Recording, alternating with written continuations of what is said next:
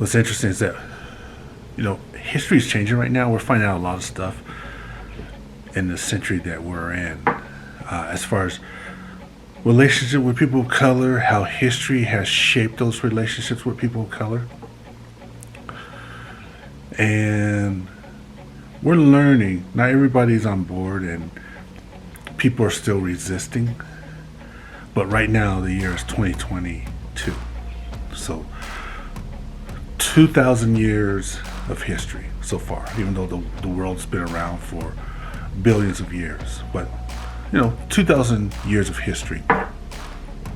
And we're going to have 2,000 more years of history, or even more and more years of history. And right now, we're at the point of change. It's like we got this big train of racism moving into play, and what we're trying to do is we're trying to stop this train or slow down this train of racism. So it's such a huge train that it's going to take a minute to stop. It's not going to stop right away, but it's slowing down. And then as it slows down, it's going to readjust, and then we're going to start moving into this area of non-racist, area of non-bias. But it's going to be this slow moving. Like it takes a while to get that train moving again, get that momentum moving. And right now in the situation we have, a lot of people don't even know they're racist. They don't even understand that they practice bias. They look at and they just say it's just us. Dogs behind me. My daughter's dogs behind me. No, down. But they look at and they don't think they're racist. They just think that them, like people of color, they're different. And this is how I feel about them. I feel anxious about them. I feel resentment about them. I feel that they're a certain way, like the stereotypes and those kind of things. So they don't really believe that they're racist. They don't really believe that they've bought into this racist view, but they have, because a lot of these stereotypes about people of color, not even true. A lot of the situations that people of color find themselves, it's because they've been forced in those situations. Like they've been forced to live in a certain way. Their education's been, the type of education they have has been forced on them. The type of jobs that they can get and have has been forced on them. They're limited in the kind of jobs they can get, so they don't even know. But my point is, we still have to make a fight. We have to make a stand, put our voice out there, fight together with people of non-color, and make this stand and fight together.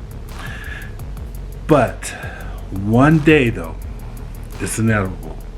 One day, as we're making this stand and as we're slowing this train down, and as it starts to get momentum, as it moves towards non-bias, as it moves towards non-discriminatory action, as it moves towards policing better, as it moves towards a more supportive government towards all people, not just people of color, but towards all people, and people don't see that just people of color are benefiting from it.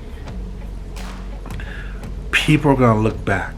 It may not be in my lifetime, but it might be in your lifetime or the lifetime after that. People are going to look back and they're going to look at a couple things. One, they're going to look at, wow, how brave and courageous people of color were.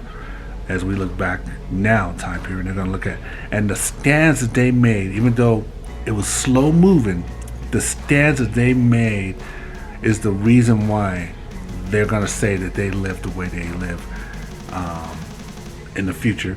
And they're going to look at people of color and they're going to feel the same way as they collectively work and have this understanding with people of non-color as people of color, because it's going to take both cultures to change the direction of this train, to stop it and then to move it again. And it takes a real powerful insight of a person of non-color to look at the situation of this racism. It's like a brainwashing.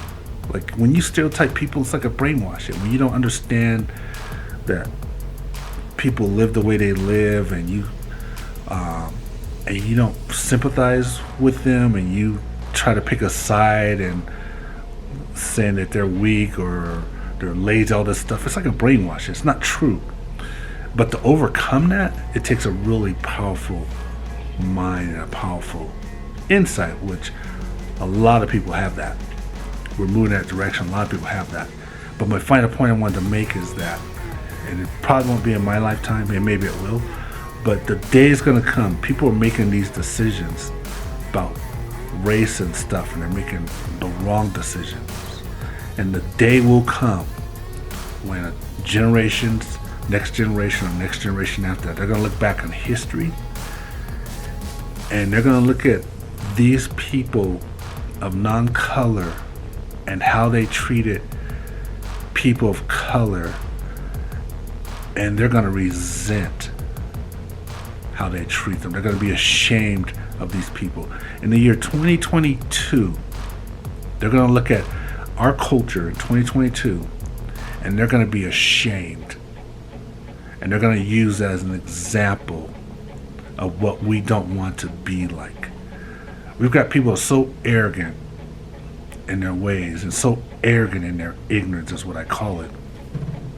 And history will not be kind to them. And some people don't really care what history is going to see them as, or how history is going to look at them. But their generation is going to carry on. The people of non-colored generation is going to carry on, just like the people of colored generation is going to carry on. And the people of non-color are going to look back on some of their ancestors today, and they're going to be ashamed, and it's going to be the example of how we don't want to be as they move forward in their generation, or as they make the correction. Because from today forward, 2022 moving forward, is the correction period where we're slowing down this train of racism and biases and these kind of things, and then we're going to get the train moving again in the right direction. And they're going to see, and they're going to judge us, all of us, on how we do this to better their lives. That's all I got.